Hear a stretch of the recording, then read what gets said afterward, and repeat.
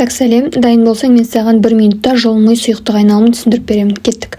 Миға келген артерия бірінші екінші бүйір қарыншалар тұсында эпидемиялық жасушалар арқылы белгілі бір сұйықтығын осы қарыншаға қарай өткізеді.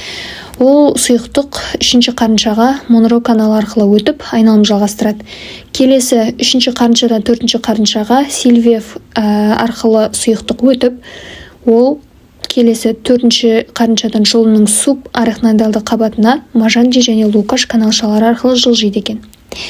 Солайша жұлын және мидың барлық сыртқы жағын айналып шыққан жұлын ми сұйықтығы мидың синустарындағы веналарға кеп құяды екен.